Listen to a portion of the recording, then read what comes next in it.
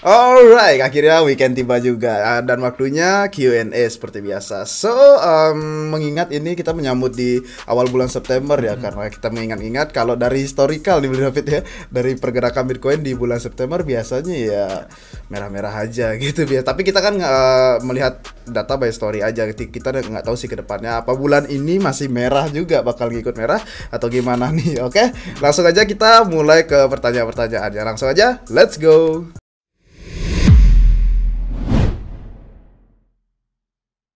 Oke, sebelum lanjut ke pertanyaan, gimana nih Beli David? Dari Beli David, kalau melihat bulan September nih. Oke, seperti yang kalian lihat ya di title sama thumbnail video kita ini, September gitu kan. Apakah ini bakal jadi bulan yang benar-benar merah nih, berdarah-darah gitu kan. Soalnya kalau misalkan kita lihat ada beberapa analis nih yang sudah membagikan pendapatnya tentang bulan September. Dan kalau memang kita lihat secara sejarah dari 5 tahun berturut-turut nih, 5 tahun terakhir, yang tahun ke-6 sebelumnya sih rada hijau, tapi hijaunya juga nggak tinggi, bener-bener ya biasa. 5 tahun berturut-turut merah, apakah bakal terulang lagi? Yang jelas sejarah itu biasanya jarang banget kalau berulang terus. Bukan berarti kalau udah terjadi terus menerus terus akan terjadi lagi. Itu kan nggak selalu ada jaminannya. Sama kayak pemain basket gitu kan. Kalau misalkan dia nge-shoot gitu kan, bisa aja masuk berkali-kali 1, 2, 3, 4. Tapi bukan berarti lemparan kelima langsung masuk. Kan nggak ada jaminan. Jadi kurang lebih gitu sih. Kalau ada beberapa analis yang bilang, ada Ben Cowen gitu kan dari technical analis, dia ngelihat berdasarkan data angkanya. Terus dari Chico dia ngeliat beberapa fundamentalnya terkait kayak adanya nanti angka inflasi yang bulan Agustus kan keluarnya di September. Terus ada pertemuan FOMC, terus ada FAD dari Mt. Gox katanya mau ngeluarin. Tapi kalau ini FAD-nya udah diklarifikasi ya di video kita yang kemarin hari Jumat. Jadi kalian bisa nonton itu. Terus ada juga terkait the merge gitu kan. Jadi ada yang bullish, ada yang bearish, ada yang bagus, ada yang jelek. Nah, campur aduk nggak tahu nih nanti ramuannya hasilnya apa keluarnya di September. Apakah berdarah-darah atau enggak? Tapi kalau misalkan kita ngeliat dari analisnya, kemungkinan besar kalau misalkan ya ternyata berdarah, si Ben Cowen bilang kalau untuk jaraknya dari tahun-tahun sebelumnya, kemungkinan jarak penurunannya misalkan di beneran koreksi itu sampai di angka sub 15 ribuan tuh kalau yang paling parahnya. Cuman kalau misalkan nggak ternyata turun, ya mungkin bisa sekitar sideways aja di situ di antara 15 ke 20 ribuan atau mungkin bener-bener lebih parah malah daripada dugaan sampai jatuh lebih dalam. Itu semua kita nggak tahu. Jadi kalau misalkan melihat dari data, memang sih September merah dari 5 tahun yang terakhir, tapi bukan pasti jaminan adanya turun. Jadi kalian bisa siapkan aja dua-duanya. Siapin aja seolah-olah September bakal turun, dan siapin seolah-olah September cuma bakal sideways biasa aja. Atau malah pumping, kita juga nggak tahu. Kadang market nggak terduga sih, dipikir bakal terjadi A, ternyata yang terjadi B. Kurang lebih itu sih. Kalau misalkan Beli juga kan seneng dengerin lagu apa tuh judulnya? Oh iya, kalau kita denger status orang nih sekarang kan pasti buat lagu Wake Me Up When September Ends gitu ya. Kalau Billy Joe Armstrong bilang gitu. Mungkin nih emang bulan membingungkan ya kalau dari historical merah banget. Abis itu kalau dilihat dari fenomena the merge nih bakalan. Nah, apakah bisa altcoin dominance lagi atau gimana kayak di bulan-bulan lalu gitu juga kan? Nah, itu yang seru di bulan ini. So, langsung aja kita ke pertanyaan pertama. Oke, pertanyaan pertama ini ada 3 pertanyaan yang mirip ya sebenarnya. Yang pertama itu RR pakai cold wallet nggak dari Farel Ramadan. Yang kedua, cold wallet versus spot for investing dari Farel Ramadan juga nih. Nah, lagi satu nih, yang ketiga, rekomendasi cold wallet dari Farel Ramadan juga nih. Oke, kalau cold wallet 3 pertanyaan. Kalau dibilang pakai sih RR pakai beli ya. Ada kita cold wallet dan juga kalau rekomendasi mungkin kita bakal ngasih nama 2 aja nanti ya. Nah, coba deh beli David langsung ke rekomendasi. Oke, yang kita pakai itu Ledger. Jadi ada 2 nama yang terkenal, Ledger sama Trezor. Cuman yang Trezor pun kita masih belum pernah coba pakai, cuman baru tahu dari beberapa pengalaman orang-orang, dari teman kami, dari beberapa anggota yang lain. Jadi untuk Trezor pun ada banyak yang bilang pengalamannya bagus dan setara dengan Ledger. Cuman yang kami pakai di Republik Rupiah sih Ledgernya sendiri. Yang kami pakai Ledger Nano X. Jadi Ledger Nano X yang bentuknya kayak USB gitu kan. Kalau Trezor kan bentuknya lebih ke kayak apa ya?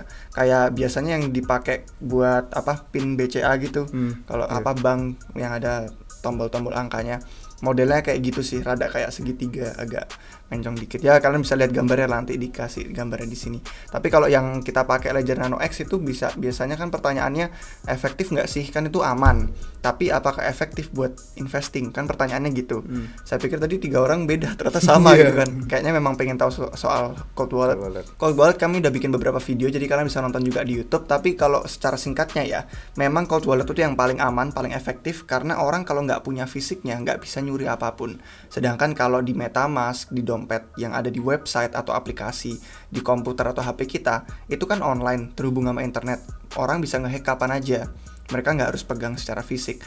Nah kalau Ledger ini, kalau orang nggak pegang fisiknya, nggak cetat-cetut tombolnya di situ, ya nggak bisa ngehack apapun. Karena konfirmasi dan verifikasi semua diminta langsung secara fisik. Jadi memang paling aman. Terus kalau mau buat investing, kadang kan orang pikir, loh bukannya sulit ya malah kalau harus punya fisiknya. Nah sebenarnya di jalan tengahnya nih, MetaMask itu kan mudah, tapi nggak seaman cold wallet.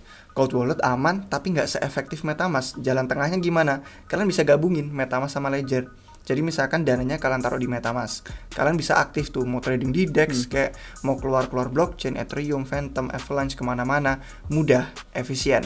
Keamanannya gimana? Kalian bisa tambahin keamanan dari Ledger. Jadi setiap kali kalian mau verifikasi transaksi, mau approve, itu kalian bisa 2 kali dari MetaMask-nya, terus bisa dari Ledger-nya. Dan kalau dari Ledger-nya kalian pencet tombolnya secara fisik, kalian approve, baru bisa transaksinya jalan. Jadi keamanan dapat, efisiensi dapat. Jalan tengahnya gitu sih kalau menurut pengalaman kami yang kami pakai di Republik Rupiah. Oke, mungkin segitu aja udah lumayan jelas ya, dan juga bisa nonton di video-video cold wallet kita yang lainnya di RR. So, langsung aja kita next pertanyaan. Pertanyaan selanjutnya, apakah Satoshi Nakamoto masih hidup sampai saat ini? Dari Fendi aja 89. Oke, gimana nih udah Fendi Satoshi Nakamoto?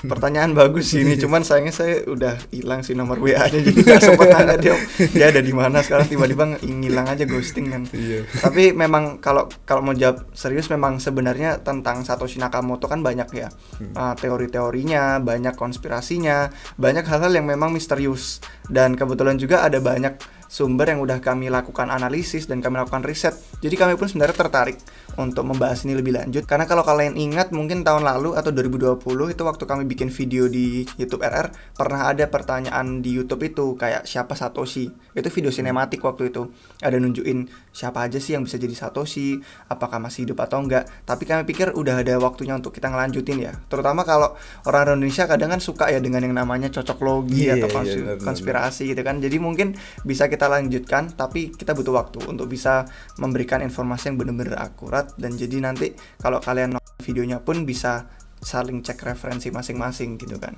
Jadi subscribe aja biar nggak ketinggalan di YouTube kami, nanti akan ada videonya yang berikutnya. Oke, langsung aja kita lanjut ke pertanyaan selanjutnya. Pertanyaan selanjutnya, apa pendapat kalian soal ideologi Bitcoin? Mungkinkah dapat tercapai dari MRZ 2276? Oke, kalau dilihat dari ideologi Bitcoin sebagai currency atau dan lain-lain ya, mungkin masih jauh sih menurutku. Kalau dibilang mungkin dapat tercapai, mungkin kalau kita lihat ya untuk sejauh ini dari planning kan, ini kan baru planning dan sebuah teori kan gitu maksudnya. Kedepannya kayak ada Web 5 itu kan masih berupa teori juga, itu kayak lebih mengembangkan si Bitcoinnya lagi, dan juga kalau kita lihat dari berbagai utilitas bakal lebih berkembang juga. Mungkin kalau dari Bilafit gimana nih?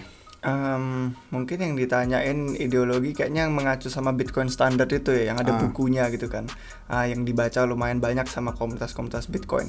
Nah kalau misalkan kita lihat ya dari sisi reserve atau jadi cadangan, mungkin aja bisa terjadi karena dulu pun ada reserve cadangan mata uang fiat, dulu pakai emas gitu kan.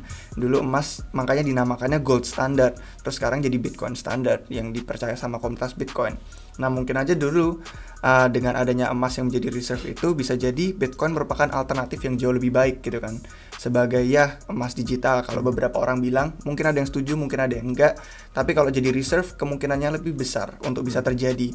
Mata uang fiat ada backingannya, ada cadangannya dalam bentuk Bitcoin.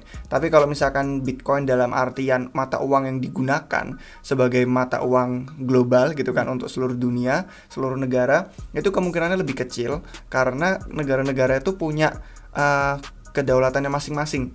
masing-masing negara itu yang berdaulat itu punya mata uangnya sendiri yang mereka pasti nggak mau itu lepas dari kendali mereka.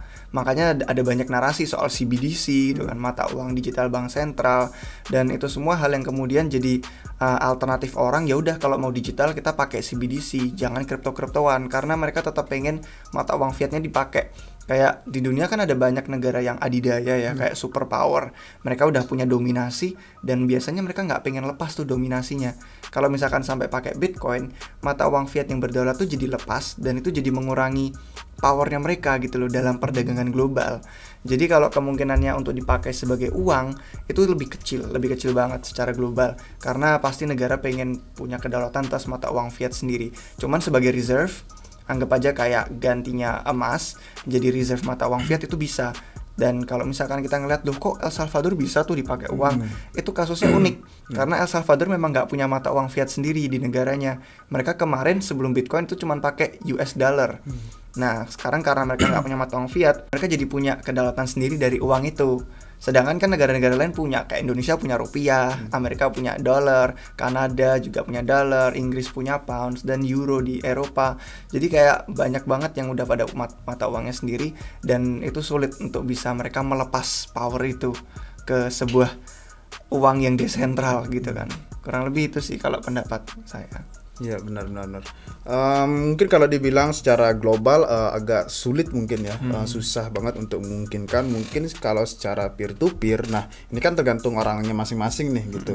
Itu masih bisa ya diadopsi. Maksudnya ya untuk kedepannya sih mungkin agak sulit kalau jadi currency global. Oke, langsung aja next pertanyaan. Pertanyaan selanjutnya. Melihat treasury dan pendapatan suatu project di mana atau lewat apa ya? Makasih, dari Wakid Trianto. Nah, ini kemarin kayaknya Bli David udah share tentang ala-ala riset deh di YouTube kita nih. Gimana nih Bli? Betul, saya lupa sih waktu itu minggu lalu atau 2 minggu yang lalu. Tapi ada episodenya tentang, judulnya sama persis, alat-alat riset terbaik. Dari itu sengaja kami bikinkan green screen-nya agak panjang, kalau nggak salah 15 menitan ya. Nah, 30 menit. 30 itu. Oh, banyak ya, banget ternyata itu. Bahkan lebih lama dari yang saya kira. Nah, itu sengaja kita liatin satu persatu. Nah, salah satunya itu token terminal gitu kan. Itu untuk melacak pendapatan revenue dari protokol. Apakah dapat banyak, apakah dapat dikit, dan itu bisa dilihat dari masing-masing metrik per berapa minggu, per berapa hari. Jadi kalau kalian mau tahu lebih lanjut, kalian bisa nonton episode itu karena tuh lengkap banget, sampai saya aja nggak sadar 30 menit gitu kan. Ada token terminal, ada Dune Analytics juga bisa. Terus ada apa ya, kemarin yang saya sebutin aja ada banyak banget yang saya lupa. Glassnode itu juga bisa, tapi itu untuk analisis on-chain-nya. Kalau bener-bener nyari treasury atau pendapatannya, biasanya di token terminal sama di Dune Analytics. Itu yang paling lengkap, bisa banyak banget yang kalian lakuin. Fiturnya bener-bener macam-macam dari sana. Jadi nonton videonya aja ya untuk lengkapnya. Ah, bener sih. Mungkin teman-teman kan nggak nonton fullnya ya, bisa dimaju-majuin, dilihat, oh ini Glassnode, ini yang dibilang token terminal gitu. Jadi lebih fokus ke segmented ya, kayak tadi dibilang, pakai lihat treasury, revenue di token terminal, cari yang token terminal. Oke, langsung aja kita ke next pertanyaan nih. Pertanyaan selanjutnya, apakah sistem blockchain Bitcoin pernah kena serangan hacker? Dari Rafli Ilham. Nah, gimana nih Bli? Sepertinya Bli pernah bahas deh, itu kita ngobrol-ngobrol dulu nih. Sempat ada sih, tapi bukan kayak serangan hacker yang bener-bener major. Cuman sempat ada namanya kayak overflow bug. Jadi kalau di software ada bug overflow, itu artinya kayak jumlah maksimumnya segini, tapi yang kecetak tuh lebih dari itu. Jadi kan kita semua tahu ya, Bitcoin cuma jumlah maksimumnya 21 juta. Tapi waktu di tahun 2010 itu pas hari-hari awalnya Bitcoin, itu sempat ada yang aneh, blok Bitcoin itu ngecetak sampai 90-an juta lebih Bitcoin. Sampai kok juta miliar, 90-an miliar Bitcoin. Jadi bayangin dari 21 juta jadi 90 miliar. Nah, terus ada Jeff Garzik, salah satu Bitcoin developer yang inti. Dia langsung ngasih tahu di forum, blok ini aneh nih, kok 90 miliar kecetak Bitcoin dari mana? Out of thin air, kok tiba-tiba aja gitu kan. Terus akhirnya didiskusiin langsung, Satoshi masuk di situ juga, langsung komen gitu kan. Dia ngasih beberapa patch juga untuk bugnya biar diperbaiki. Terus ada Gavin Andresen juga sama developer yang inti untuk di Bitcoin. Terus beberapa orang lain juga, Jeff Garzik, Gavin Andresen, si Satoshi sendiri, terus sama Wilhelm van der Laan juga sempat Pokoknya semua Bitcoin developer yang inti itu langsung pada nimbrung di forum itu, kayak loh ini kenapa nih, terus mereka cari-cari masalah dari bugnya. Teknis saya nggak bisa jelasin karena saya sendiri juga bukan developer dan kadang berusaha membaca kode juga ribet banget dan pusing. Tapi intinya akhirnya mereka kayak gini, kalau misalkan kalian main game ya, game yang ada checkpointnya, ya anggap aja kalian mati gitu kan, terus kalian biasanya balik ke restartnya ke checkpoint terakhir kan. Nah biasanya gitu, kalau misalkan ada masalah yang seperti ini dan terjadi dengan bug Bitcoin di awal itu juga, waktu diserang sama orang itu mereka berusaha untuk balik ke checkpoint terakhir sebelum hackingnya terjadi, sebelum si 90 miliar Bitcoin itu muncul. Jadi akhirnya mereka perbaiki, terus udah bugnya kalau nggak salah kurang dari sehari udah diperbaiki, langsung fix 15 jaman kalau nggak salah kemarin itu. Jadi kurang dari sehari diperbaiki terus sudah. Jadi bukan kayak hack yang benar-benar merugikan banyak sekali duit sih. Bahkan waktu itu di Mt. Gox saja pas terjadi bug harganya cuma gini-gini doang. Nggak orang-orang terus ngedam terus panik. Jadi kurang lebih itu sih, nggak ada hack lain. Mungkin ada tapi saya kurang tahu. Yang saya tahu cuma bug itu doang yang terkenal. Oke, kita lanjut ke pertanyaan selanjutnya. Pertanyaan selanjutnya, Min prediksi Ethereum ke depannya bagus apa tidak, Min? Oke, dari @wixsalakil. Oke. Sebenarnya RR udah banyak banget ya buat konten Ethereum. Mungkin teman-teman bisa lihat di sana sebagai referensi juga untuk alat risetnya. Dan kenapa RR banyak buat konten tentang Ethereum. Nah, dari David nih, coba langsung jelasin deh gimana nih. Ya, sebenarnya penjelasannya kalau berusaha bener-bener iniin dalam satu pertanyaan sulit sih ya. Karena kalau ditanya prediksinya ETH ke depan bagus apa enggak, semua juga kembali ke orang-orang kan. Apakah mereka pikir bagus apa enggak? Karena semua hal di dunia ini juga semua kembali pada orang ngelihat dia valuable apa enggak. Kalau orang nggak berpikir itu valuable, ya udah itu nggak punya nilai. Dan kalau misalkan mau tahu soal fundamentalnya ETH, terus kayak perkembangannya, kenapa orang investasi, kenapa orang pakai aset kripto ETH, kenapa orang tumpukan ETH gitu kan, kenapa orang masukin ke portofolio jadi fondasi, itu semua jawabannya ada sih di channel YouTube kami.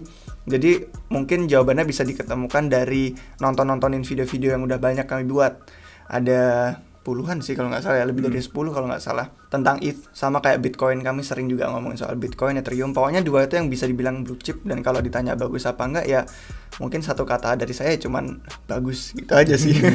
Tapi kalau mau tahu alasannya dan mau kayak berusaha bikin tesis sendiri, bener nggak nih, jangan-jangan bias nih gara-gara suka, nah silakan nonton sendiri. Nanti dari riset mandiri kalian jadi tahu, waduh ternyata salah, ternyata ETH nggak sebagus itu. Nah dari situ kalian jadi lebih yakin sama keputusan investasi masing-masing. Ya benar banget, pasti ada kan pro kontra itu pasti ada. Pasti. Jadi kita nggak masalah akan hal itu, yang penting teman-teman dapat nonton video kita dan juga dapat referensi baru gitu. Entah penilaian dan analisa itu kembali ke teman-teman semua. Oke, langsung next pertanyaan. Pertanyaan selanjutnya. Spill Coinvest Bali dari Uminu Sarini. Oke, kalau dibilang spill nih ya, wah itu 2 hari yang lumayan melelahkan banget beliau. Itu kalau dibilang dari cuaca ya itu cerah, maksudnya dan di sana juga kita kan venue-nya di beach club gitu kan. Jadi pasti dong dari nuansa cuaca itu asik, dan juga nih kalau dilihat dari audiens di sana, kita sebenarnya banyak banget ketemu orang-orang, networking, dan kita ngobrol-ngobrol yang nggak kerekam kamera gitu, apalagi nggak di-post untuk interview-interview gitu. Tapi ada sih yang bakal di-post nanti dia dalam bahasa Inggris. Jadi kita nggak gabung di YouTube sebelumnya, itu kita bedakan segmennya. Jadi itu aja sih kalau dibilang dari menariknya sih. Pasti menarik, soalnya banyak booth-booth juga, kita dapat merchandise banyak banget gitu. Dan hadiah-hadiah menarik lainnya, dapat token ada juga gitu. Kalau teman-teman datang dan jelajah itu semua, wow, keren sih gitu. Oke, kalau dari David gimana nih? Nggak ada apa-apa sih dari saya. Mungkin dari saya cuman nonton aja untuk episodenya yang Coinvest Asia 2022. Soalnya di sana udah di judulnya kan apa yang kami pelajari gitu kan. Dan mungkin kalian kayak, lah apa dong yang dipelajari? Itu di dalam ada beberapa interview juga. Beliau di interview beberapa orang. Salah satunya dari Coinvestasi juga yang membagikan pandangannya tentang persiapan Coinvest, tujuannya, visinya apa. Jadi kalau kalian belum nonton, kalian bisa nonton itu. Karena ternyata selama bear market orang-orang tetap antusias gitu. Orang-orang banyak pembangun, investor, semua orang bener-bener kelihatan di saat Coinvest Asia itu bahwa ternyata kita nggak perlu ragu gitu loh. Kalau misalkan kalian sempat ngerasa ragu, oh bear market kayaknya kali ini beda deh, kayaknya kali ini kita bakal ngerasain ini apa bener-bener ya udah turun dalam terus nggak bisa pulih, mungkin kalian merasa ragu, merasa takut, panik. Kalau nonton itu kalian jadi merasakan yang sebaliknya nanti, bahwa ternyata di saat bear market banyak orang yang aktif, dan aktif dalam artian yang positif juga. Jadi kalian bisa nonton videonya, nanti kami kasih pop up-nya untuk videonya, kalian bisa langsung klik di situ untuk Conversasia 2022. Oke, mungkin ya itu intinya tetap di bear market orang-orang banyak banget membangun. Kenapa kita nggak ngasih banyak footage kita interview dan ngobrol-ngobrol lain, ya nanti takut videonya kepanjangan juga beli ya. Gitu sebenarnya kita banyak banget dapat ngobrol, dan di video tersebut ya mungkin kita buat singkatnya aja, maksudnya gimana sih keasikannya gitu secara footage. Yang pentingnya kan kita udah dapat ngobrol dari pihak pengada acaranya, itu poin pentingnya. Kalau dari obrolan yang lain nanti bakal ada juga di-upload di sosmed kita yang lain. So, terima kasih udah nonton video ini sampai habis. Jangan lupa subscribe dan like biar gak ketinggalan video-video menarik dari Republik Rupiah. Stay tune dan sampai jumpa di minggu depan. Cheers. Hai guys, jangan berhenti sekarang. Kalau kalian baru di dunia kripto atau udah berpengalaman tapi masih mau mendalami dunia kripto, kami punya bantuan dan informasi yang bisa kalian temukan dengan menjadi anggota Republik Rupiah. Nah, dengan menjadi anggota RR, kalian akan mendapatkan rangkuman dan komentar pasar, update portofolio tim RR, kemudian riset koin dan token kripto, peluang airdrop, ICO, DeFi, dan NFT, ada video tutorial dan kursus, serta akses ke perpustakaan dan alat riset kami. Nah, kalian dapat menemukan semua harga dan informasi untuk link pendaftaran di deskripsi video di bawah ini. Nah, di website republikrupiah.com kami juga punya artikel berita gratis, blog gratis, dan link ke semua video YouTube kami. Di sana kalian juga bisa temukan merchandise yang kami jual, yang biasanya dipakai sama David itu. Nah, perlu diingat bahwa setiap konten yang kami buat bertujuan untuk edukasi dan juga hiburan.